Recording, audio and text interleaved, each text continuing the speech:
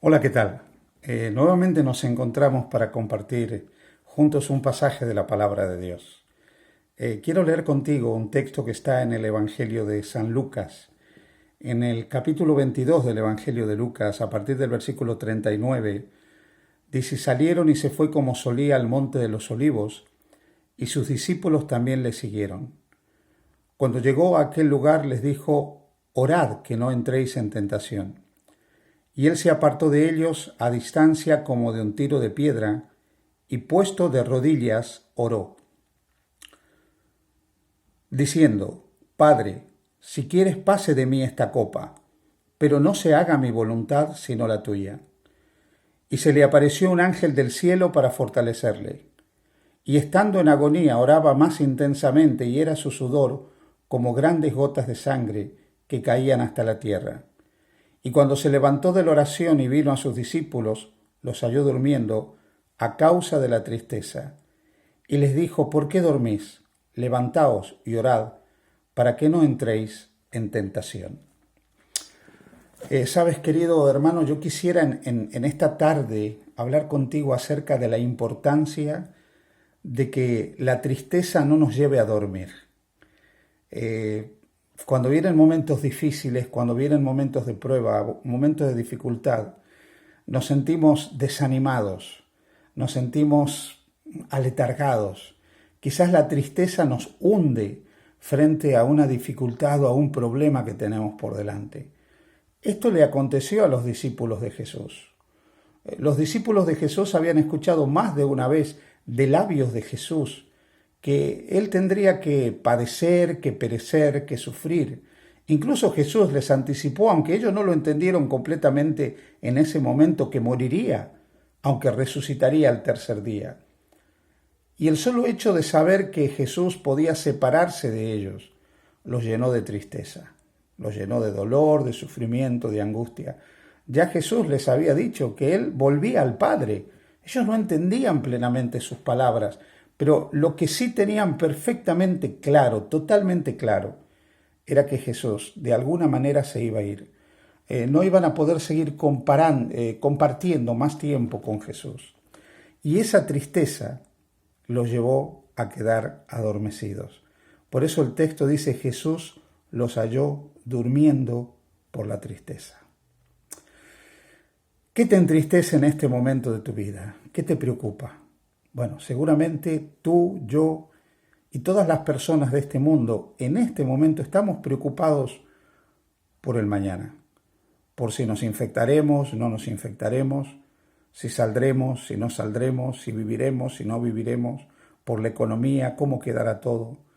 Y la preocupación nos puede llevar a tener una tristeza tremenda. Y esa tristeza puede llevarnos a que nos abandonemos completamente. Y esta no es la voluntad del Señor. Primero, porque el Señor tiene un mañana para cada uno de nosotros. Segundo, porque tiene una cantidad de promesas para que nosotros podamos vivir tranquilos, para que nosotros podamos estar más confiados. Y por otra parte, Él tiene el control de todo, Él tiene el control de nuestras vidas. Nada ha escapado a las manos del Señor.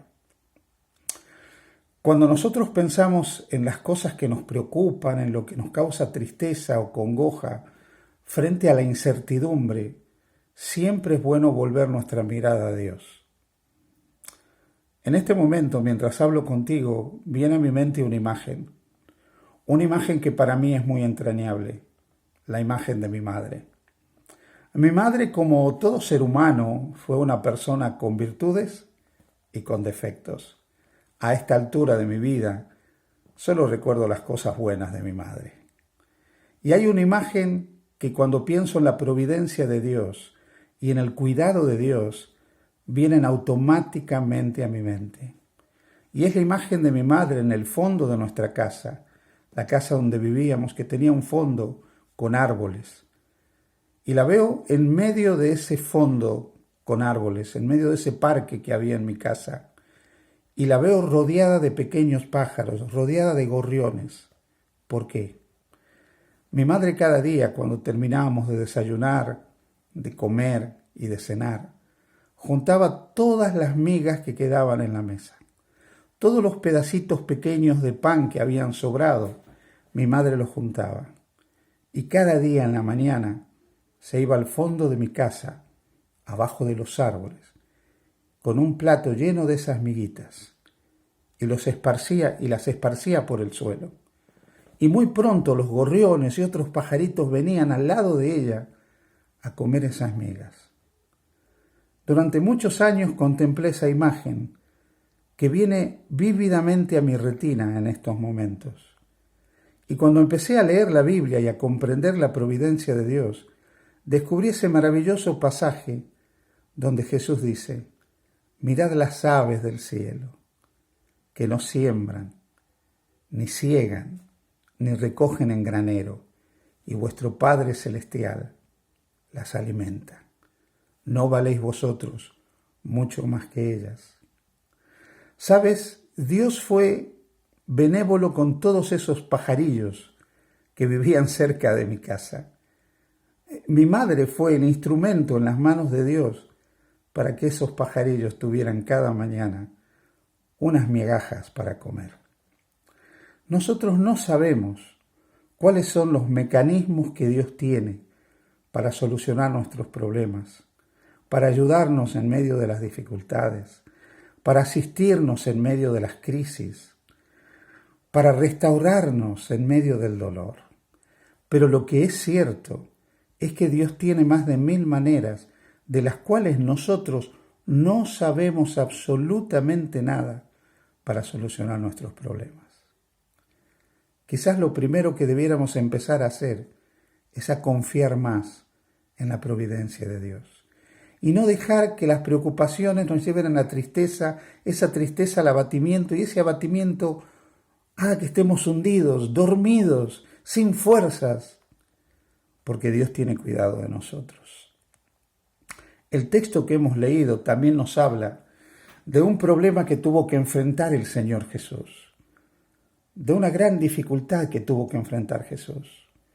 Jesús sabía lo que iba a padecer, sabía que tendría que enfrentar un juicio injusto, sabía que tenía que enfrentar el sufrimiento de la corona de espinas, de los latigazos, de las burlas.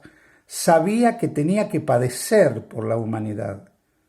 Jesús sabía perfectamente que le esperaba la cruz. Y seguramente todo eso que él sabía, porque era humano, lo abrumó. Y aquí hay otro aspecto importante que Dios nos quiere mostrar a través de su palabra. Es humano sentirnos abrumados por el peso de los problemas. Es humano que nosotros experimentemos preocupación. Es humano que nosotros experimentemos tristeza. Es humano que nosotros nos desanimemos. Finalmente somos criaturas en las manos del Creador. Así que es perfectamente humano que cuando vienen dificultades o problemas haya desánimo en nuestras vidas. Lo que no debemos es dejar que el desánimo nos abata al punto de anularnos completamente. Jesús estaba tremendamente preocupado, tremendamente angustiado cuando llegó al huerto de Getsemaní, porque sobre él pesaba la carga de toda la humanidad.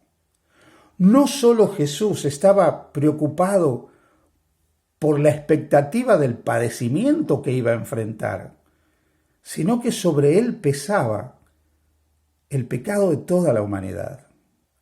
Y sobre él pesaba el destino de toda la humanidad. El destino de cada ser humano, el tuyo y el mío, estaba puesto sobre los hombros de Jesús. En esa noche en que él entró al jardín de Getsemaní a fin de encontrarse con su Padre Celestial por medio de la oración. Y las palabras de Jesús son tremendamente impactantes, porque nosotros vemos que él les dice: Padre, si quieres, pasa de mí esta copa.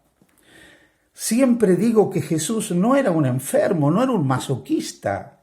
Jesús no quería sufrir, Jesús no quería pasar por la corona de espinas, Jesús no quería pasar por el sufrimiento, por los latigazos.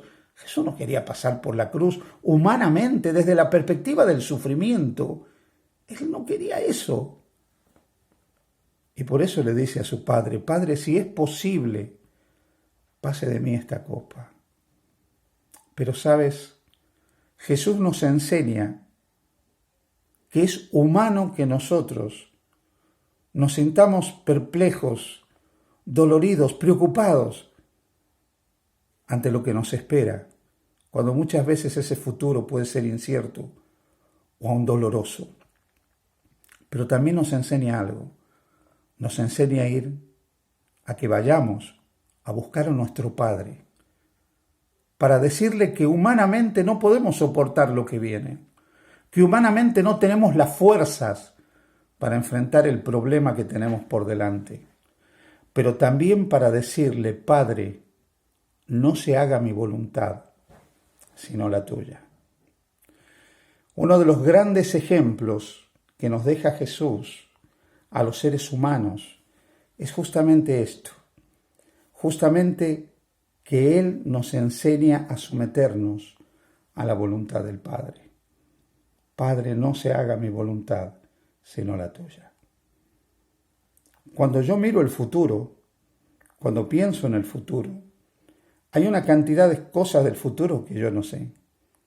Yo no sé cómo serán los próximos años de vida que tendré. No sé ni siquiera cuántos años de vida tendré. No sé cómo será mi final. Puedo sentirme angustiado y perplejo porque no conozco el futuro. Cuando veo el futuro inmediato, en un estado de confinamiento, frente a una pandemia, me puedo sentir perplejo, angustiado, preocupado. Y aún humanamente tengo todo el derecho, frente a una preocupación o a la incertidumbre o a la proximidad del dolor y del sufrimiento, decirle al Padre Celestial, al Dios del cielo, decirle si es posible, pase de mí esta copa. Yo puedo confiar en que si Dios quiere, puedo ser librado de una prueba. Si Dios quiere, puedo ser librado de un problema. Si Dios quiere, puedo ser librado de cualquier cosa. Dios tiene poder para librarnos. Dios, que es un Dios todopoderoso, no pierde el control de nada en este mundo. Nada puede ocurrir en nuestra vida si de alguna manera Dios no lo permite. Y si Dios lo permite, podemos tener la seguridad que si Él lo permite nos dará la fortaleza para poder enfrentar cualquier situación. Y que Él estará a nuestro lado en todo momento. Porque cuando ocurre algo en la vida de sus hijos, cuando sus hijos experimentan un drama, cuando sus hijos tienen una preocupación, cuando sus hijos tienen un problema, cuando sus hijos tienen que transitar por el valle de sombra de muerte, Dios no abandona a sus hijos. Dios está ahí con ellos, está acompañándonos a cada uno de nosotros. Yo puedo ir y decirle, si es posible, pase de mí esta copa. Señor, yo no quiero sufrir. Señor, yo no quiero padecer. Señor, yo no quiero que el coronavirus me dañe. Señor, yo no quiero perder a ningún miembro de mi familia. Señor, tú puedes librarme si quieres. Pero Jesús nos enseña otra cara de la oración, porque le dice, y si no, hágase tu voluntad y no la mía. Y es ahí donde nosotros tenemos que aprender a someternos a la voluntad de Dios, a que Él sea el dueño, el soberano de nuestras vidas, el soberano de nuestros destinos, porque Él sabe realmente qué necesitamos en nuestra vida, qué necesitamos en nuestra experiencia. Y Él, por favor, quédate tranquilo, no permitirá nada que no contribuya a tu salvación. No permitirá nada que no te ayude en tu santificación. Y no permitirá nada que tú no puedas soportar. Con la prueba vendrá la salida para que podamos resistir. Dios nunca nos someterá a algo para lo cual Él no tenga ya la salida. Dios nunca nos someterá a algo o permitirá algo en lo cual Él no se involucre para sostenernos. cuando Jesús estaba agonizando en el huerto de Getsemaní, al punto, como dice el texto, que sus poros se abrieron y sudaba como grandes gotas de sangre, lo cual muestra la profundidad del estrés que él tenía. Dios estaba a su lado para ayudarlo. El estrés de Jesús fue inmenso.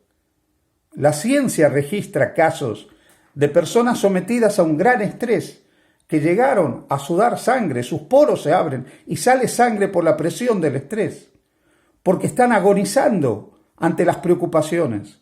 Sufren de una manera tan grande que se produce este fenómeno que la ciencia ha descubierto que en algunos casos extremos viven algunas personas de sudar sangre. La agonía de Jesús fue tan intensa, tan grande, tan profunda, que sudaba grandes gotas de sangre. Sí, Jesús estaba sufriendo tremendamente, sufriendo una agonía tremenda, un dolor inconcebible para nuestro pensamiento, no solo ante la expectativa del dolor futuro, sino también ante el sufrimiento, ante la carga del pecado y ante el temor que el pecado lo separe de su Padre del cielo. Y esa angustia quebrantó el cuerpo de Jesús hasta que sudó grandes gotas de sangre. Querido amigo, en ese momento Dios envió sus ángeles para sostener a Jesús. Dios envía a los ángeles, que son ministros de Dios, mensajeros de Dios, para sostenernos en medio de las pruebas, en medio de las dificultades. Volviendo a mi infancia, cuando yo era pequeño, mi madre y mi padre me hacían repetir una oración dedicada a mi ángel guardián. Siempre me enseñaron que yo tenía un ángel de la guardia. Y todavía le recuerdo: ángel de la guarda, dulce compañía, no me desampares ni de noche ni de día. Luego aprendí que yo no necesito dirigirme a un ángel para que Dios me proteja, que debo pedirle a Dios que envíe a sus ángeles para que me cuiden. Y cuando nosotros estamos en momentos difíciles, quiero que sepas algo. Dios envía a sus ángeles para protegerte.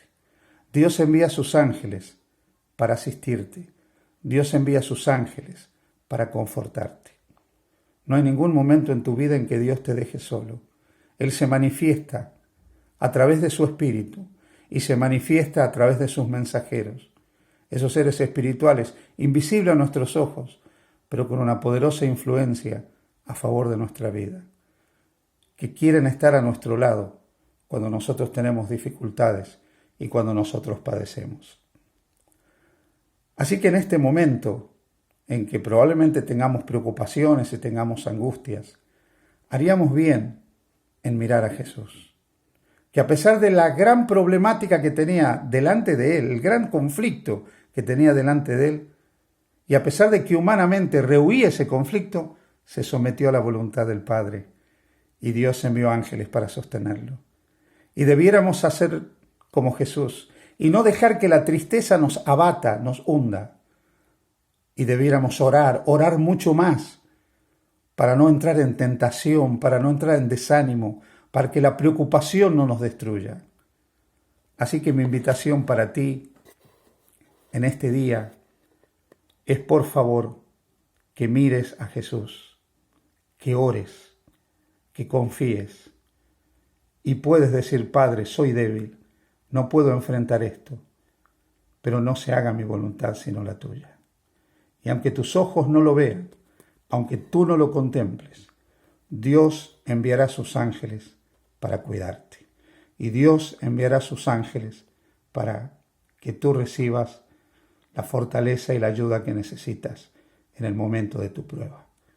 Mira a Jesús, confía en Dios y vive cada día de tu vida con el Señor. Que el Señor te bendiga, que el Señor te guarde. Amén.